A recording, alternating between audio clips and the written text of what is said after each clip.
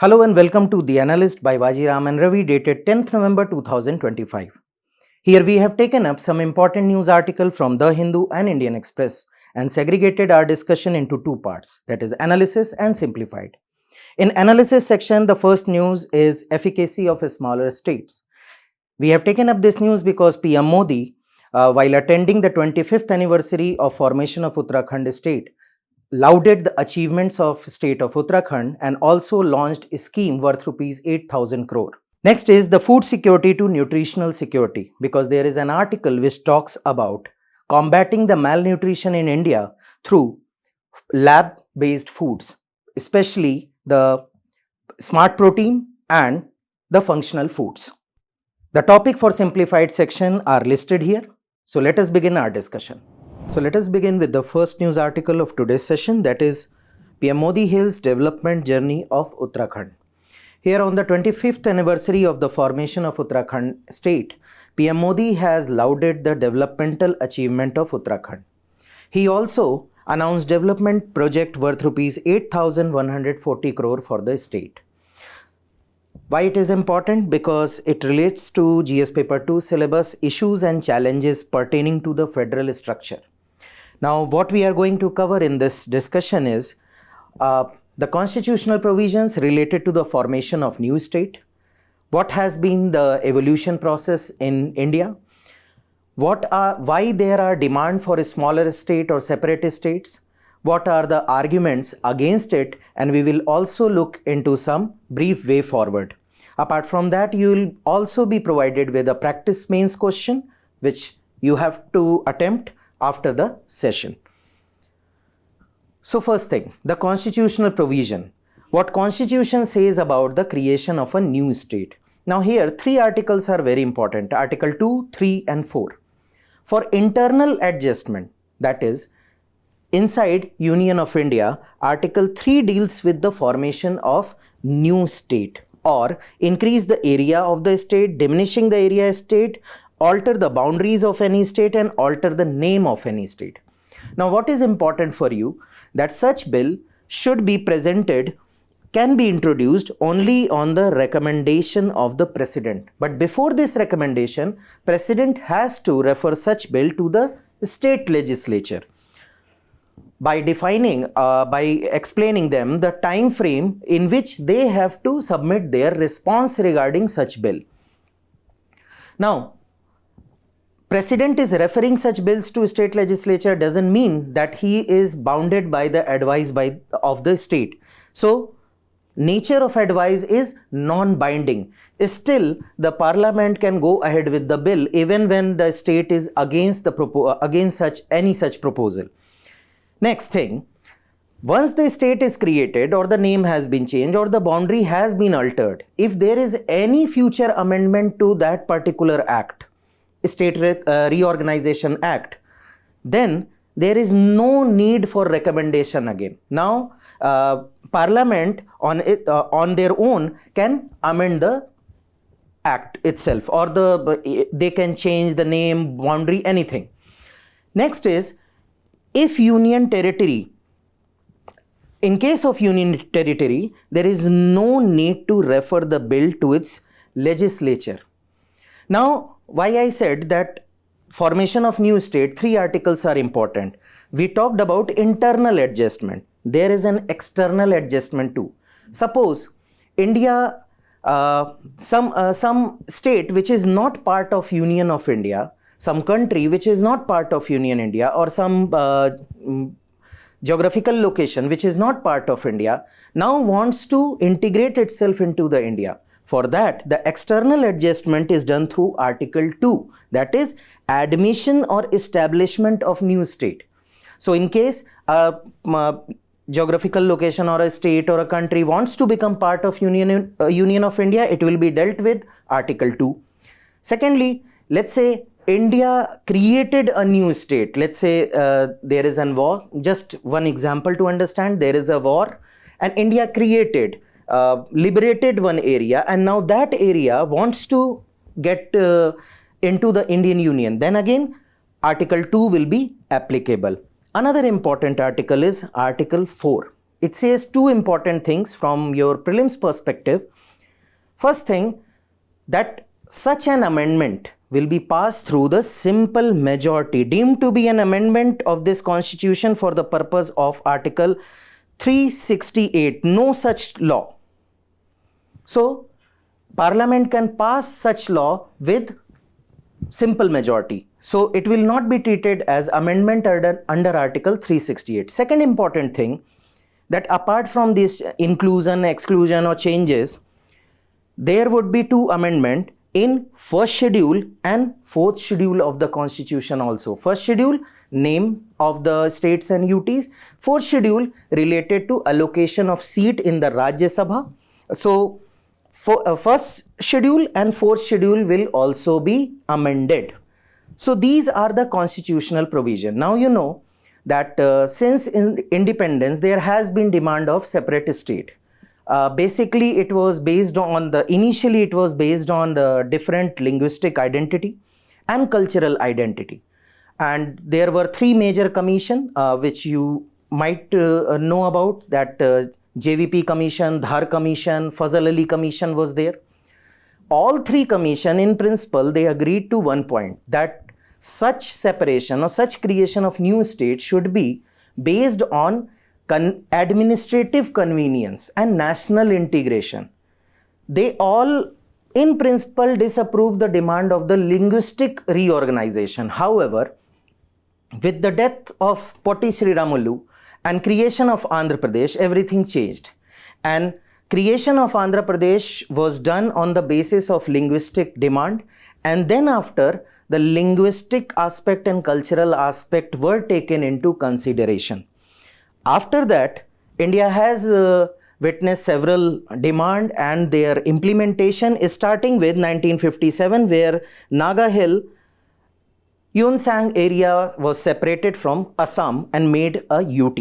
Then a major change came in 1960 when on the basis of language, Gujarat got separated from Maharashtra. Then 61, Goa joined, Puducherry joined, and this UT became a state, Nagaland became a state in 1963.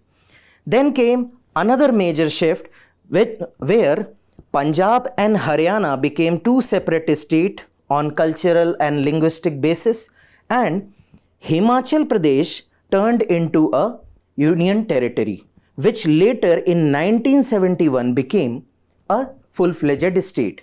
Now comes the reorganization of the northeastern states. So, Nagaland, apart from Assam, was the only state, but things changed in 1972 when Manipur, Tripura, along with Meghalaya, they became state. Mizoram and Northeast Frontier Agency, which we today know, Arunachal Pradesh, became UT, which later in 1987, along with Goa, became full-fledged state. Now, in 1975, Sikkim, through a referendum, decided to join Union of India.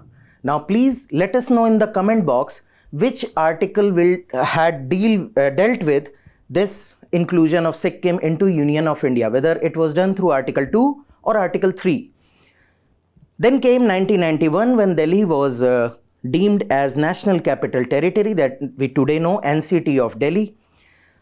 The news today is related to the year of 2000 when Uttarakhand got separate identity from Uttar Pradesh, Chhattisgarh got separated from Madhya Pradesh, and Jharkhand got separated from Bihar, erstwhile Bihar. In the contemporary time, in 2014, Telangana achieved its statehood from Andhra Pradesh, and recently Jammu Kashmir and Ladakh again witnessed the reorganization into two different UTs. So, why there has been demand? Because still today, people of Uttar Pradesh are demanding different parts, different division like Harit Pradesh in the western UP, Bundelkhand region, the dry lands of you can say southwestern and southern part of UP, while eastern part is demanding to create Purvanchal. So, and similarly, if you will go to Maharashtra, you will find the demand of Vidarbha. If you will go to Rajasthan, you will find the western part, that is Maru Pradesh. If you will go to northeastern state, you will find demand of Bodoland, Darjeeling Hill, out from West Bengal. So there are multiple demands even today. So what is the reason behind such demands? The first reason is the regional disparity and underdevelopment. If you will look into these areas, if you can just think about these areas, what is the core reason for their demand? The reason is they are underdeveloped. They accuse the present government or the erstwhile government that they are being ignored by them. And the developmental, the regional, intra-regional disparity is very high. Take for example the demand of Jharkhand or Uttarakhand. Both parts during the, or the Chhattisgarh, they simply said that we don't have the developmental levels as the erstwhile state, like if you will say the UP, the area around Lucknow, or the western part of Uttar Pradesh, or the MP area around Bhopal and Indore, or if you will talk about Bihar. So the Jharkhand people had this notion that the development is more in the capital area, in and around capital area, or say you can say limited to certain areas. It is not reaching to them, and that is the demand even today. Darjeeling Hill people are demanding that development is not reaching to us. It is saturated in and around Kolkata.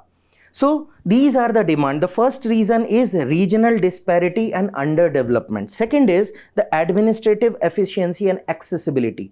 Just think about accessibility in today's term. If you will Google time to reach from Bhopal to Bastar in erstwhile Madhya Pradesh, even if you will check today, the road time of travel is more than 12 hours.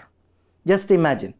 Your state capital is at least 12 hours away from the center, and we are talking about Bastar, a Naxalite affected area, where there should be a seamless integration. The time is taken to reach there is 12 to 13 hours. And that is what is all about the accessibility. If you will talk to hilly areas, the accessibility to social services, hospitals, education, everything is difficult. And they are lying in the far-flung area. So kind of out of sight, out of mind. So they are staying there idle, neglected. Third is, most of these areas are being inhabited by homogeneous cultural communities. So whether they are tribals or you can say the people speaking same language, following same culture.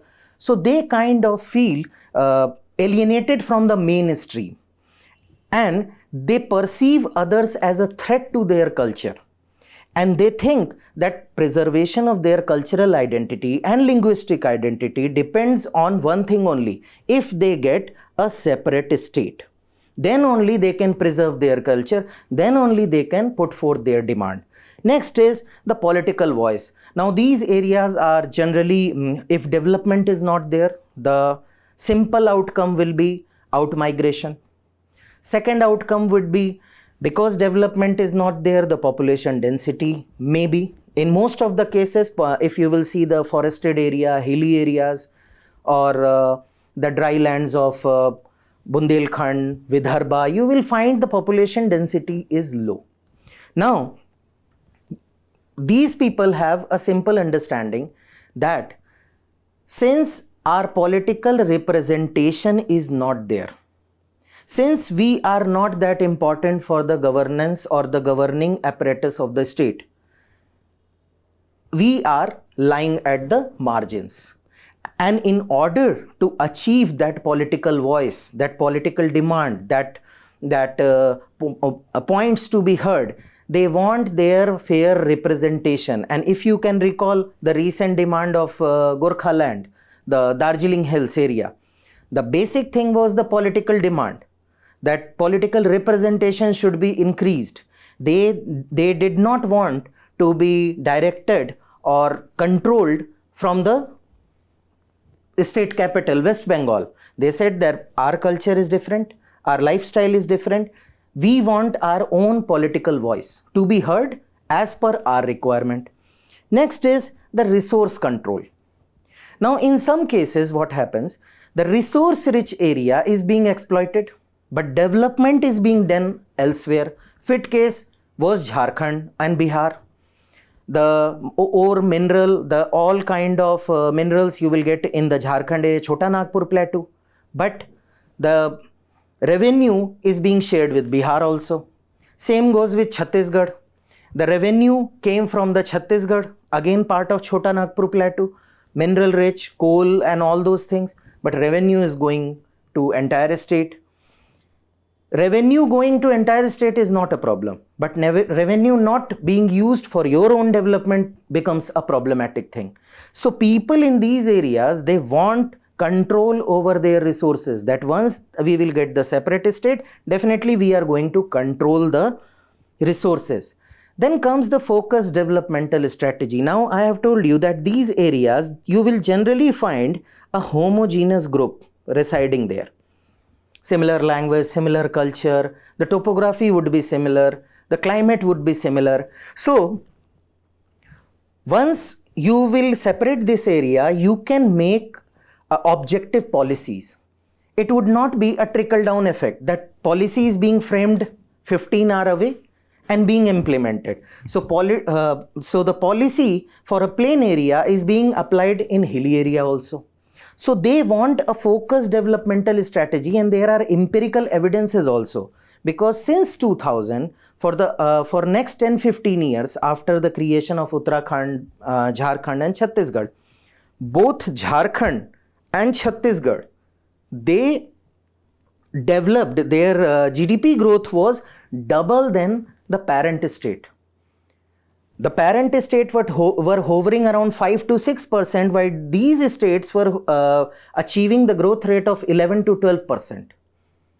Now, things get more complicated and more intense once we get into hilly areas or the rugged areas where the natural resources are scarce, where there is difficult terrain, where there is no climatic diversity, rather I would say oppressive climatic conditions are there. Things go more serious because of the first reason, that is geographic and terrain constraint. Because the social services, they do not, they fail to reach there. Hospitals, schools, medical facilities, connectivity, roads, electricity line, telecommunication, everything is weak.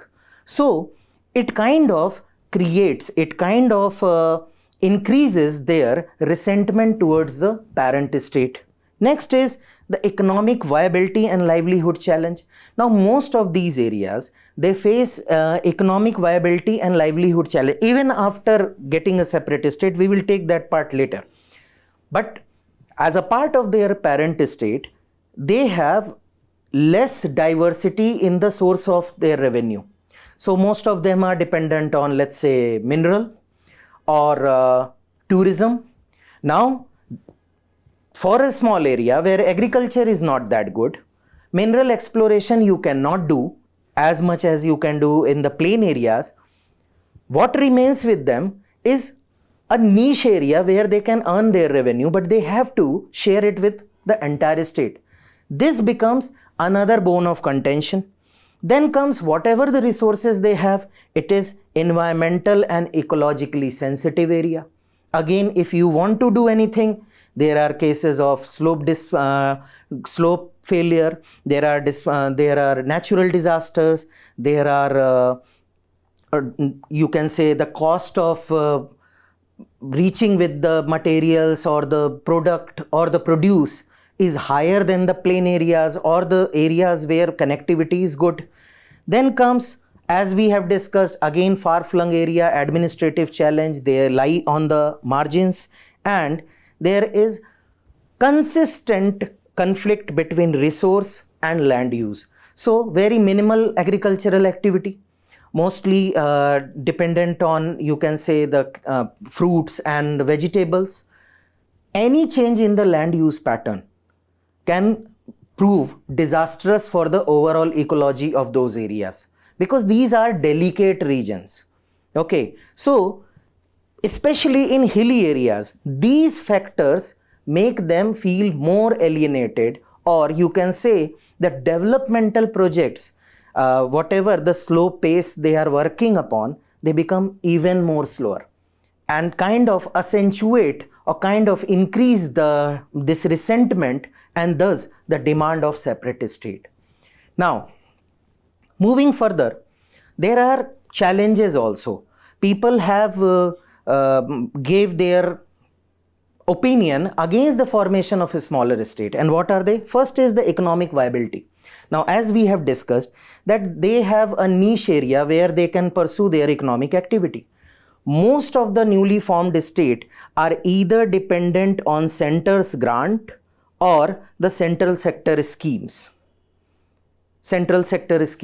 More than, even today, 60 to 70% of their revenue, the fiscal burden, they are dependent on center.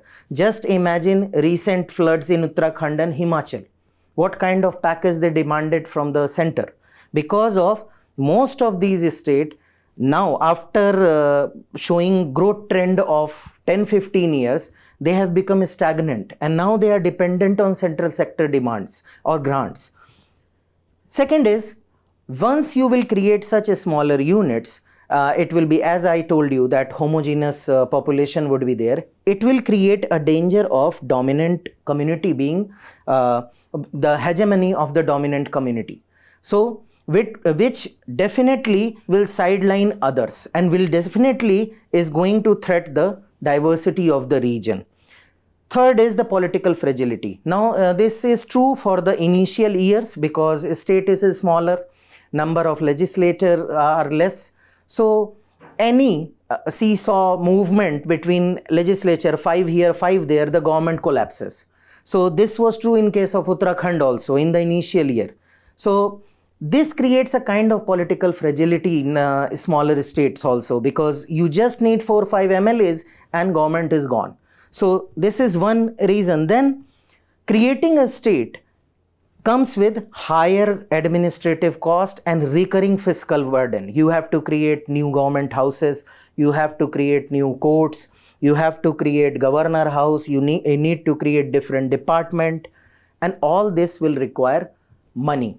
And the maintenance will require a recurring fiscal burden. Then comes the interstate dispute, which is still there, but if you are again fragmenting, now this new state will fight with parent state, and whatever the fight with neighbor was there, it is there. So you are adding on the conflict. So this will give rise to the disputes. Then comes the guarantee, whether it is a panacea or not. It has mixed result. There are several bigger states like Kerala, Karnataka, Maharashtra, Tamil Nadu, which are doing fairly good in Human Development Index. So, it is not about, and while if you will see the category here, Chhattisgarh, Jharkhand, Uttarakhand, they fall under medium HDI category. So, it is not about the size. It is about how you are governing this, how you are reaching out with the developmental agenda and developmental project. So, the solution lies in the clear criteria of viability. Formulate an expert committee, do the detailed analysis, and if a state has a viability that it can manage the fiscal burden, let's say 50% or more, it can manage through its revenue, then only create a state. Otherwise, just decline the demand. Next is, before creating a state, you need to create an apparatus to manage the interstate issues and crises, because full-fledged state is still we don't have, you can say we have mechanism, but we fail to resolve the issues like Kaveri issues, Krishna issue or Satluj issue. Everything we fail to come to a consensus. So, before creating a new trouble, please formulate a mechanism for the dispute redressal of the resource allocation and division and all those things. Lastly, As I told you, it is not about the size, because many good larger states are still doing better. We can learn from them, and what we can do, we can give the regional planning a chance. Regional planning a chance. So a region which is backward, create a tailor-made plan, apply it, create an autonomous body to overview that, pay focus on that area. Once you will bring the development, once you will bring the job, once you will bring the social services, the demand will be gone. So that is what that is where the solution lies. Here is the mains practice question. The demand for smaller states has been a recurring theme in India's political and administrative discourse. Examine the underlying factors driving such demands and major challenges associated with formation and governance of smaller states.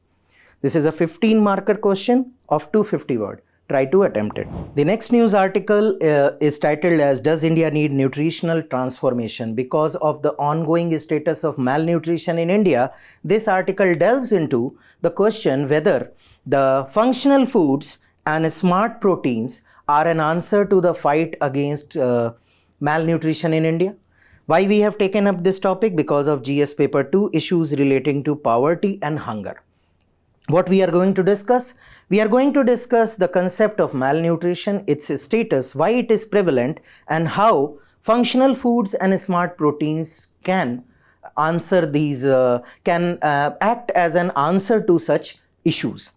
So before moving any further, let us take into the look what is functional food. So you might have had probiotic drinks like Yakult, or you are having green tea, or you are having something, supplements which you are taking because there is a mention that it is omega-3 rich or fiber rich product. All these things are known as functional food. So they have bioreactive element which gives you an extra layer of nutrition which helps you to gain immunity, and it promotes your health indices. This is what the functional foods are. Now, there are technologies, that is nutrigenomics. As the name suggests, study of interaction between nutrition and your genes. Second is, you might have heard about biofortification, which India is already doing with the rice, edible oils, and other food products. Then comes the 3D food printing, where customized food with added nutrients are created, and bioprocessing, which uses the biological system to improve food functionality. Second comes the smart protein. As the name suggests, proteins, the major source of protein are animal. So animal meat, milk, all these things are considered as the more reliable and potent source of protein. Now, in simple term, what is a smart protein? Once you will create this protein in lab, without slaughtering any animal or without using any physical animal product, you are creating this product into the lab. This is what the smart protein is. So it can be plant-based, fermentation-based, or cultivated meat, where you will grow animal cell in bioreactors. So this is what the smart protein and functional foods are. And why we have taken up this topic? Because of the simple reason. As your income grows, your dietary habit changes. So once you will start in earning more, your milk intake, protein intake, your fruit intake increases. You try to diversify the food basket that you have. So India is growing leaps and bounds. Its income is growing. However, poverty is there, but the choices are getting diverse. So, and with this, parallelly, you can say the instances of malnutrition are there. And if you want to understand what is malnutrition, it is a simple term which includes imbalances in nutrition, nutritional intake. So any imbalance, whether you are taking excess or less, it is considered as malnutrition. So it includes undernutrition, that is low So the best manifestation is stunting. What is stunting? Your height will be low when compared to the age because nutritional content is low. So growth is slowed down. Then wasting. Your weight and height would not be in consonance. So you will be having a low weight as per the standard height. Then comes underweight. So you will be having low weight for your age. So with height it is wasting, with age it is underweight. Apart from that, micronutrient deficiency and obesity also comes under malnutrition, and obesity and dietary related non-communicable diseases like cardiovascular diseases, these all are considered as a part of malnutrition. Now, why it is a matter of concern? Because malnutrition, as simple definition says, any imbalances in nutrient intake. Now, if you will go by the global hunger index, India fares poorly year by year. This year 102, rank 102 out of 123 countries. And if you will see since 2000, the ranking is going down.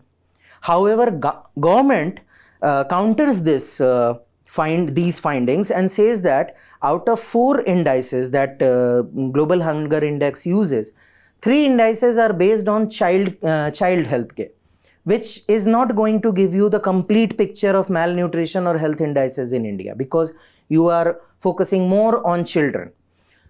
The 4th indices government says that it is opinion based and only a sample size of 3,000 people. So simply the question will be asked, what is your opinion? Yes, no, or you are confused kind of question. So government says this is not a reliable data. Opinion based survey is not a reliable data, and such a simple small sample size is nothing but overgeneralization of reality. So government rejects this report, but as a matter of fact, India ranks 102 in global hunger index. Apart from that, India is progressing in a right direction and it has achieved so many things in terms of nutrition. Nutritional improvement. If you will compare NFHS 4 with NFHS 5, the stunting has reduced, wasting has reduced, underweight population has reduced, BMI, the body mass index, has shown a decline, body mass in male also. Problem is anemic children and women. In both the groups, you will see a rise of 6 to 7%. Furthermore, some other finding says that since around, because India has pulled out around 125 million people out of poverty, but still 75 million people are living below poverty line. And as per the reports, 74% of Indians are not able to afford healthy food. Food is a different thing, healthy food is a different thing. Next is, if you will compare to the undernourishment, then also the population that India is having is 21.4 when compared to China and global average, and 16.6 now it has reduced. However, you can say the reference point, China is 2.5% and global average has also reduced to 9.2%. So yes, there is a prevalent undernourishment in India, with 75% of its population is not able to secure a healthy meal. This will simply translate into malnutrition. Now, why there is a prevalence? Why there is a prevalence of malnutrition? First is the poverty and food insecurity. Now we know, we have just seen the data, around 75 million people are still living below poverty line. But this poverty is generational also. We have pulled out 125 million, but already that population, if we will consider 10-year, 20-year generational time frame, population is already undernourished, because having money doesn't translate into having good food. Okay, so poverty is there, and still 75% of population is unable to secure good meal or healthy meal. So these two factors are contributing towards prevalence of malnutrition. Second is the poor maternal health and low birth weight. Now, if mother is ill, mother is facing malnutrition, definitely the child is going to be get the birth with the lower birth weight and malnutrition. Next is the inadequate infant and young child feeding practices. So first thing, the breast milk. Importance of breast milk, and NFHS 5 has found that only 42% of infants are breastfed within 1 hour of birth, which is very crucial. And only 64% of infants are exclusively breastfed for first 6 months. And if they are not breastfed, then the diversity is very poor. They are not being given the supplements which can fill in the space, or they can try to fill in the space of breast milk, mother's milk. So even when they are not getting the breast milk, mother's milk, they are not getting the supplement also. There is no diversity. Next is the sanitation, hygiene and recurring infection, which again and again pulls you towards the malnutrition, the cycle, vicious cycle of malnutrition. Just consider about diarrhea. In a child, diarrhea happens, or in a mother, the nutritional count goes down. And the main reason is poor sanitation, hygiene. And you can see NFHS 5 again highlights that 69% of household use and improved, still 31% are not using. Next is the dietary monotony and lack of nutrient diversity. Now most of us don't even have the knowledge. Even if you will think about yourself or myself, we are not aware of what is good nutrient and which food contains good nutrient. Apart from we simply know milk is good, fruit is good. What is the balanced diet? We have no idea. Leave alone those who are not literate. Leave alone those who are living in the far-flung area, not that aware. So this dietary monotony, just depending on a staple diet, rice and wheat, they don't give you any micronutrient, which is vital for your growth and development. So again, this dietary monotony, the inclination towards wheat and rice, and lack of knowledge about nutrient diversity, need and the consumption, again adds into the prevalence of malnutrition. Now, as with the other schemes, there are exclusionary and inclusionary error in the schemes like PDS scheme, ICDS scheme, and that again fails to capture the intended aim. Then the social and gender inequality. So even in a family, if you will go and you will find that girl child, adolescent child, pregnant women or women of the family are being discriminated. So most of the time, if you can recall your village home or the two-tier and three-tier city, women will eat after the male members of the family. So whatever remains, they will eat. And most of the time, it is being seen as a sacrifice on their part, or more, to be more crude, it is considered as a duty that they should eat at the last. And this is just a manifestation of a inequality, the gender inequality and the social inequality that we are pushing into the society, or we have a kind of become accustomed to such inequalities. So this again creates a cycle of malnutrition. Then comes the intra-regional disparity. So the backward areas, the connectivity, hospitals, doctors to tell what to take, what not, doctor to care, doctor to give the supplements, Anganwadis, all these things, they combine to create the cycle of malnutrition. And here in this data, you can see several states and several indices related to malnutrition in India.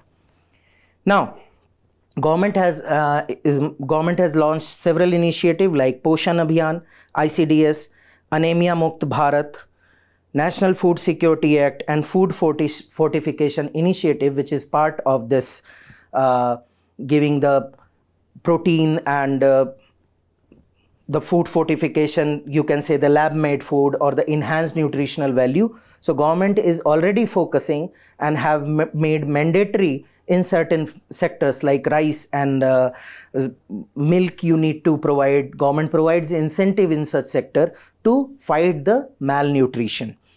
However, what about the functional foods? What is the prospect? The first prospect is their scope. It is going to be a 250 billion market someday. Definitely,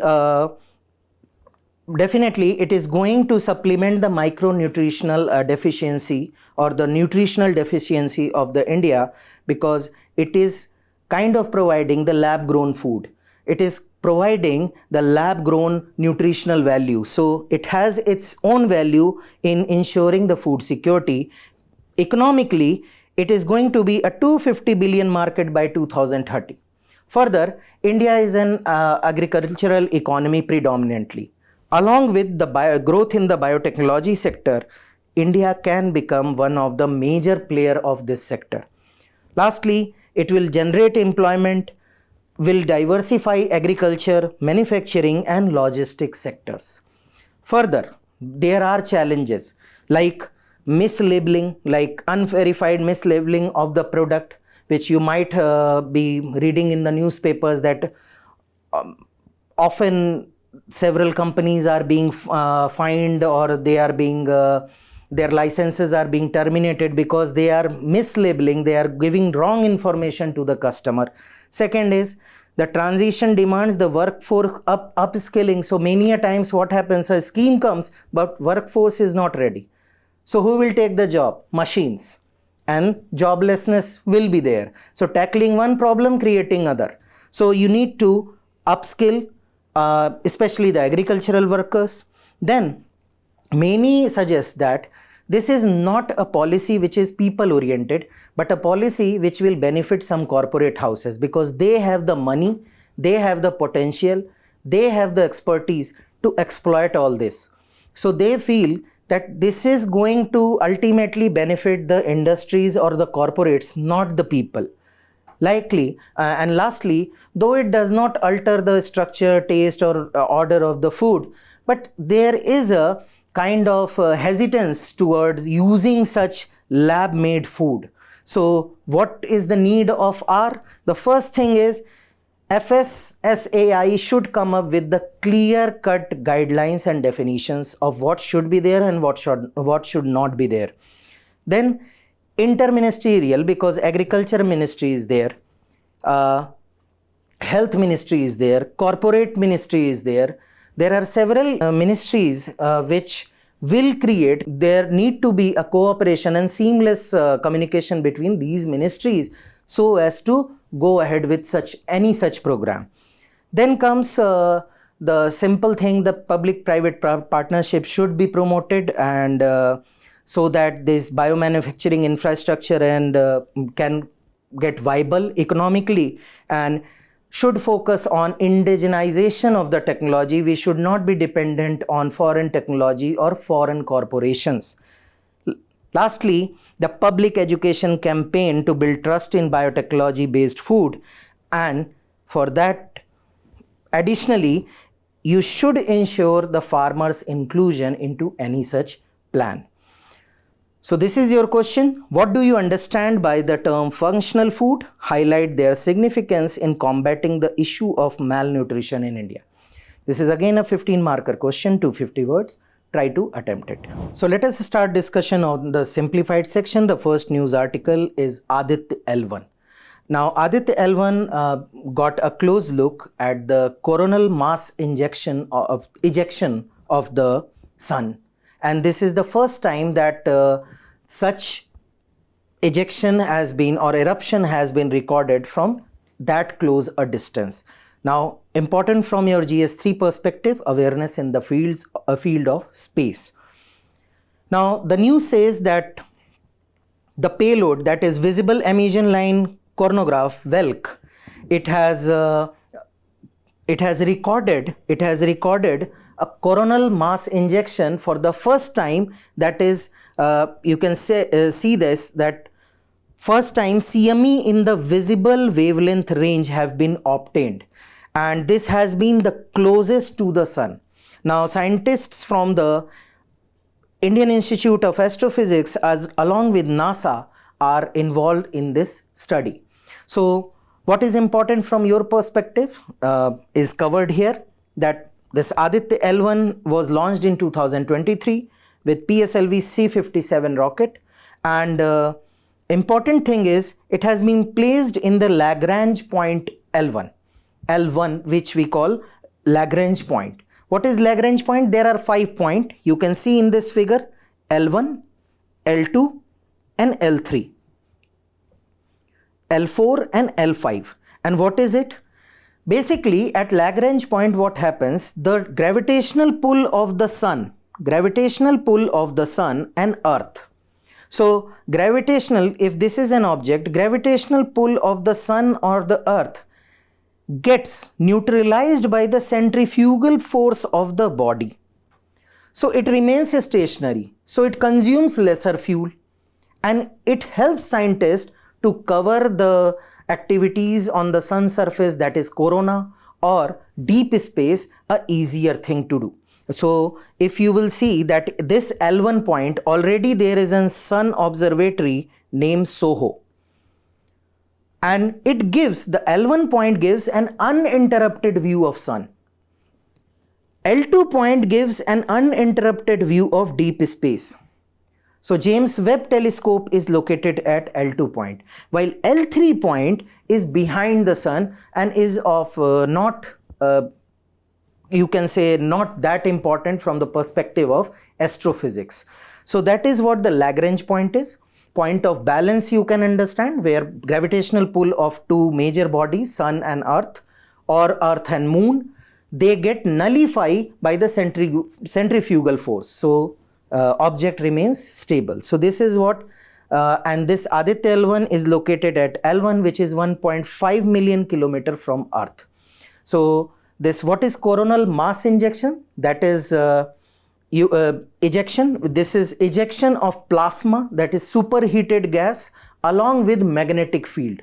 So what is this mission? This is India's first solar observatory mission, and primary objective was to understand coronal heating, understanding coronal mass ejection, understanding coupling and dynamics of the solar atmosphere, and understanding solar wind distribution and temperature anisotropy, and how it is helpful for your understanding. Solar flare and solar wind are you can say they are threat to the communication channels, satellites, and the temperature of earth. So close monitoring and understanding the process is very important. So for your crude understanding, the understanding of coronal mass ejection is the main objective, that how flares are being produced, how they are traveling, what is their intensity, all these things to protect communication, satellite and temperature on the earth's surface.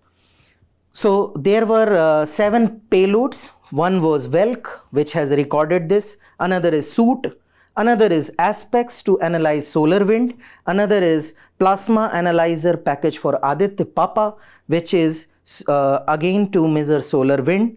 Then SOLEX is there to observe solar flare, and Helios is there, so studies energetic solar events, and magnetometer is there, which measures the interplay of the magnetic field at L1, that is Lagrange point 1. So 7 payload launched in 23, first sun observatory of India. Second news article is related to this air quality, indoor air quality, and related to GS paper 3, environmental pollution and degradation. Now scientists from India, they have found that indoor pollution, while we all are focusing about outdoor pollution, indoor pollution can become 2 to 4 times, you can say, more a threat than an outdoor pollution. So let us see the highlights of this news, that indoor air can actually be 2 to 5 times more polluted than outdoor. So scientists from BITS Pilani and Hyderabad MMNE lab have collaborated and created this, and they have created first customized indoor air quality scale, okay, which can be accommodated in a small device. So they have identified this air quality, indoor air quality index will identify the pollutants like PM 2.5, PM 10, carbon monoxide, VOCs, volatile organic compound, and etc. Now, what are the effect of these indoor pollutants? So they have highlighted from a simple like headache, eye irritation, but some major threats are also there related to carbon monoxide and benzene.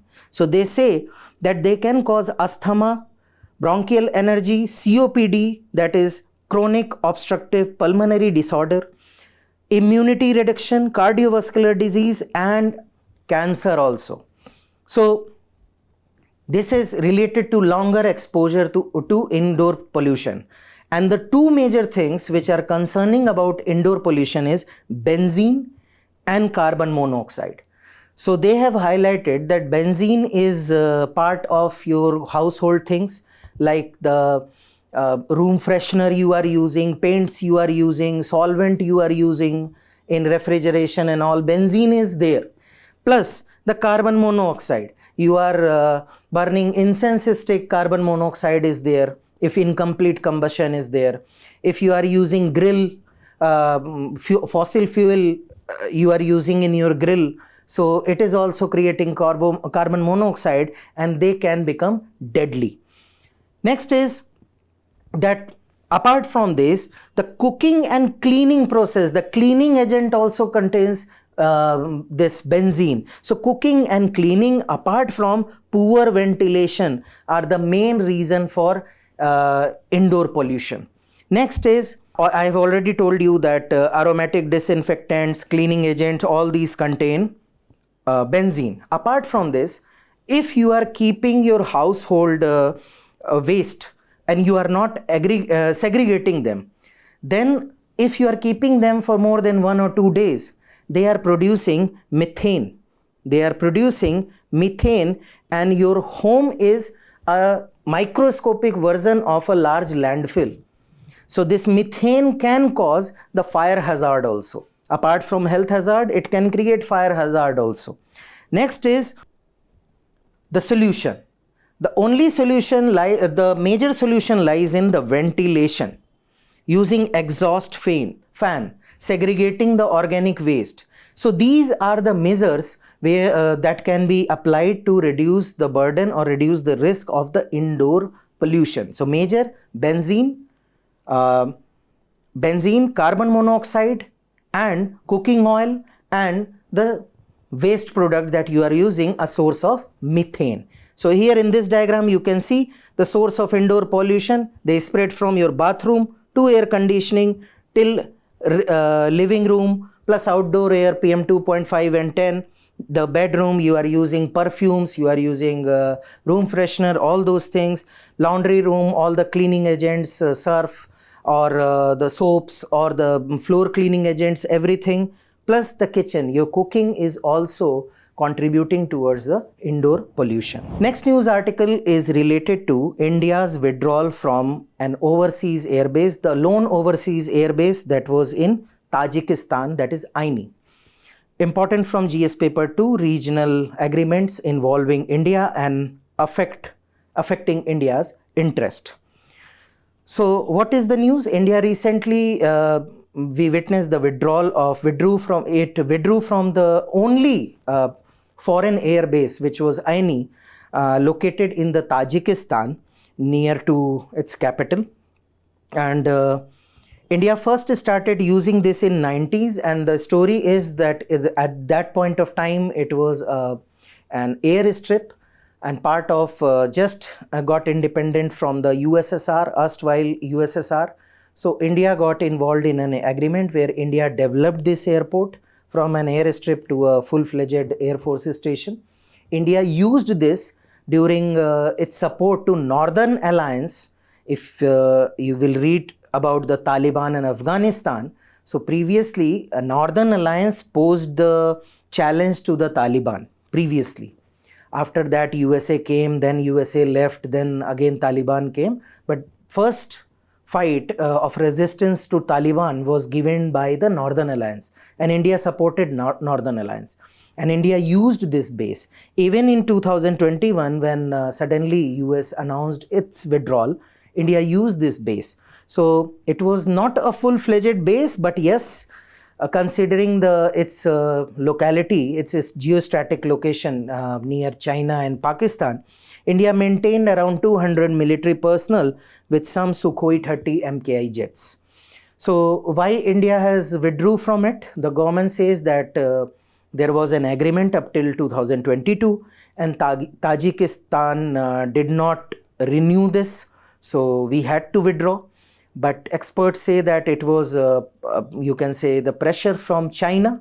That is why India withdrew from this particular project.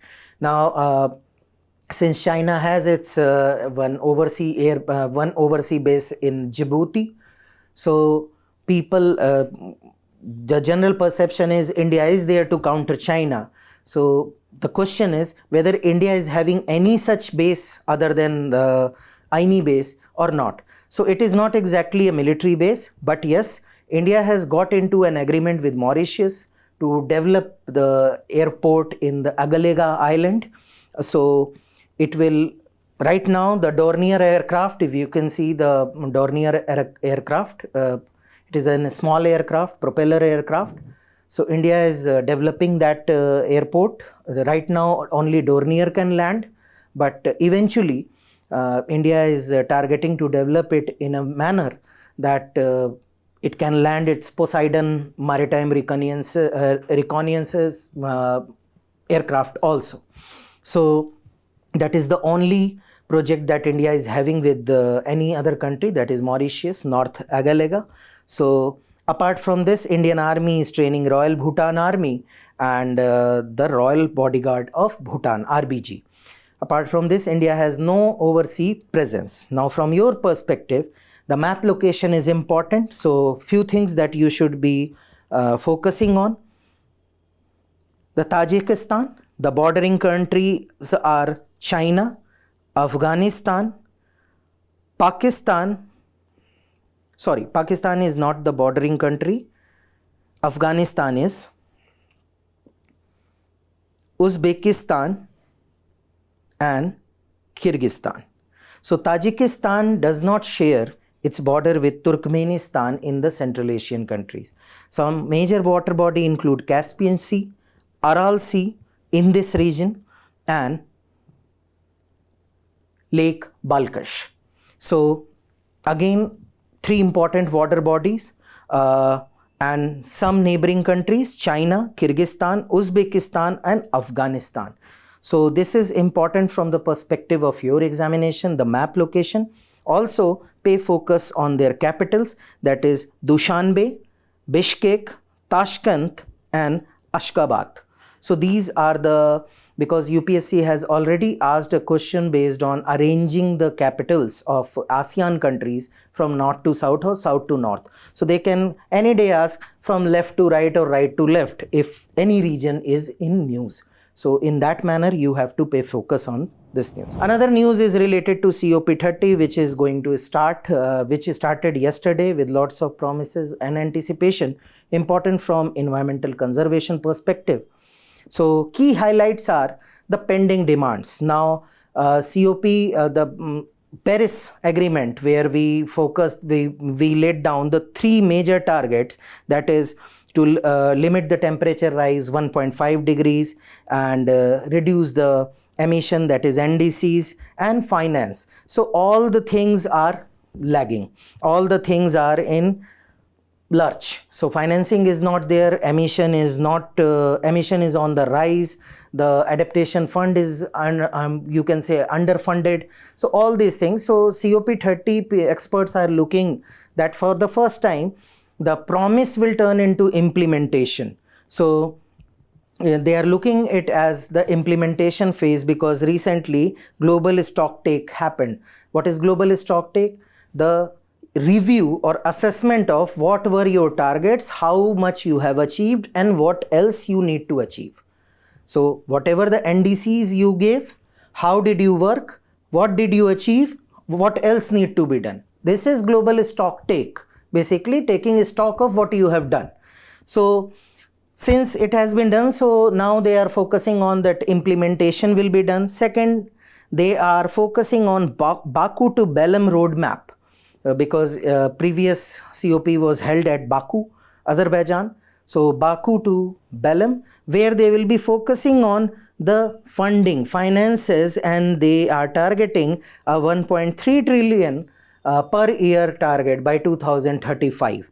Next thing that they are, because in Baku, the parties agreed to create a 300 billion new collective quantified goal, NCQG, 300 billion. While developing countries were demanding a trillion, they were agreed at 300 billion. Now, in this summit, in this COP, they are targeting to increase it or revise it. Another concern that this news article highlights is the adaptation, which they say that this is contextual. So adaptation for a hilly area will not be same. The adaptation strategy for a hilly area is never same for when compared to a coastal area or a plain area.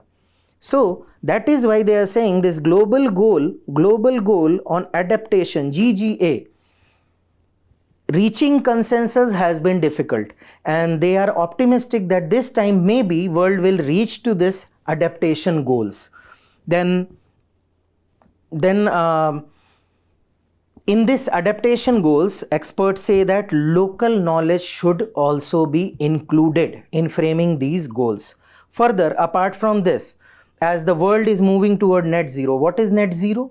Net zero emission is either you have reduced your emission to zero, or whatever emission you are doing, let's say X, you are offsetting it by doing X sequestration. So let's say 10 amount you are emitting, 10 you are removing. So net zero.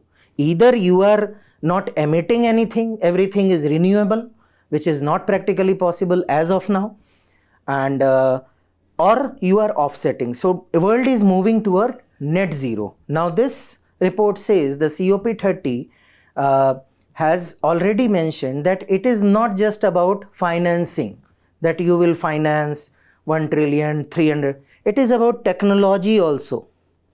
Give technologies to developing countries so that they can achieve this net zero. Now this is also lagging. So there is a hope that world will move forward in this direction also. Plus, most of the countries, they were supposed to update their NDC by 2025 February this year. However, the climate action tracker says that those countries who have submitted their NDCs, they only constitute 19% of the global emission. That means most of the countries have circumvented or simply ignored the submission of their NDCs. So this is also have to be looked upon. First, lastly, the financing, the developing countries, they accuse that since in many texts the word all actors to scale up finance has been used. All actors. So earlier I have told you in one session, common but differentiated. Okay. We all have to remove carbon emission or greenhouse gas emission, but you will remove more because I am the sufferer. So this is common that we agree we have to remove, but you have to remove more because I am the sufferer. Now you are using the word all players. So you are putting onus on developing countries to raise up the finance. You are not taking responsibility to take up the lead in financing. So this has to be sorted. Plus the loss and damage fund, which was set up in COP28, it is also grossly underfunded. So again, the loss and damage fund for those countries which are critically vulnerable, there is need to have a talk about them also, and some substantial decision also. Now Brazil is trying to put a long overdue demand to integrate climate and biodiversity agenda, and it is leading from the front for the cause of 70 countries which are protecting tropical forest.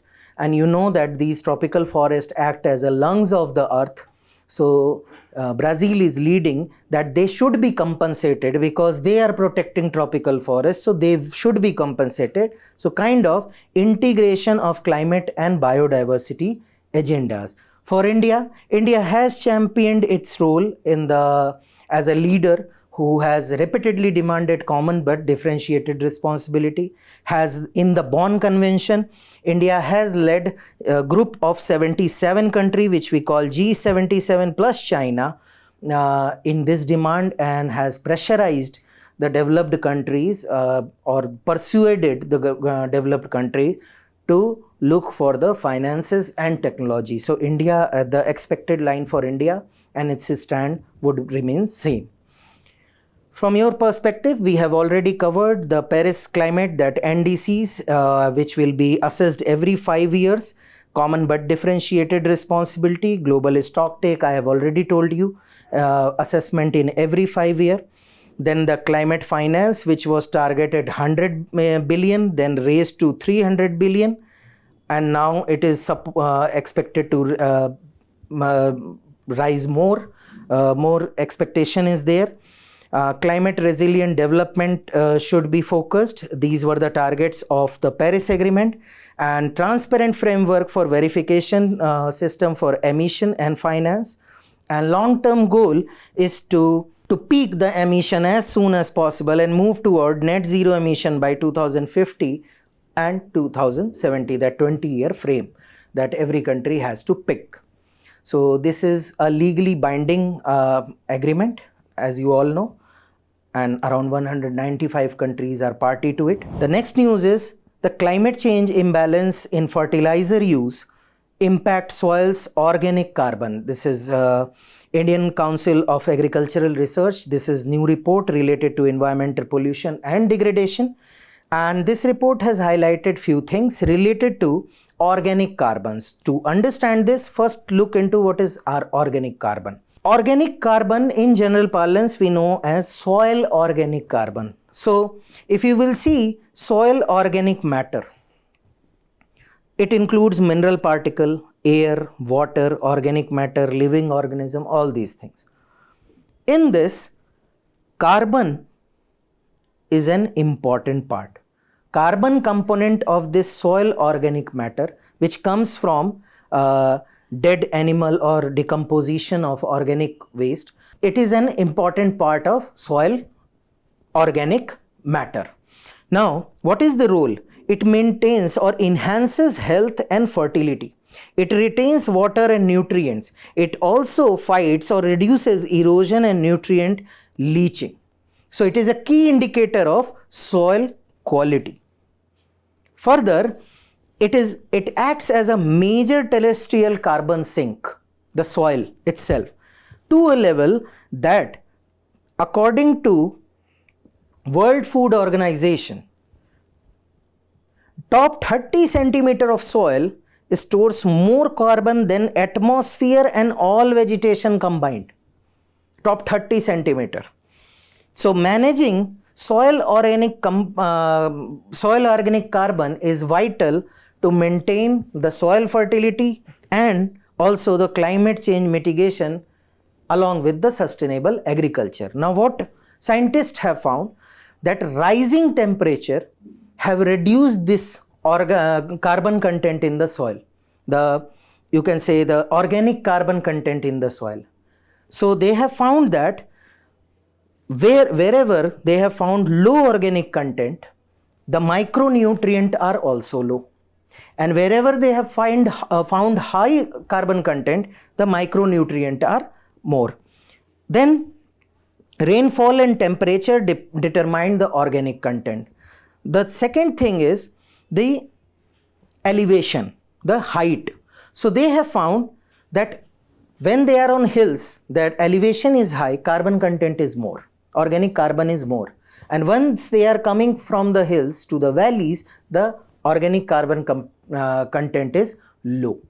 So With elevation, it has direct correlation. Height, higher the reaches, high the carbon content. Lower the reaches, low is the carbon content.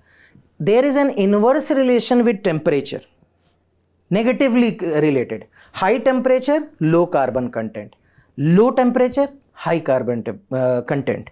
Then the three, rainfall, temperature and elevation. Apart from that, they have found wherever in India, especially in western UP, Haryana and Punjab, wherever there is an imbalance in application of fertilizer, there they have found a low carbon content in the soil. Now you have seen the significance of it. Gives fertility, it reduces erosion, it gives nutrient to the soil. Now scientists have found that irresponsible use of fertilizers have diminished the carbon content in various soil. So that's all for today's session. Stay tuned for more such update. Thank you.